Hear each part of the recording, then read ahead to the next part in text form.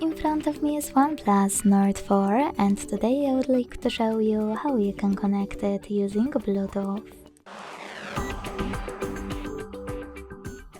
Begin by launching Settings and tapping on Bluetooth. Then you need to make sure that this switcher is blue. Wait for available devices to show, and when they do, tap on the one that you wish to connect to. Then select Pair in the pop-up and wait for the other device to accept your connection request. As you can see, my devices were successfully connected. Thanks so much for watching. If you enjoyed this video, leave a like, comment and subscribe. Bye!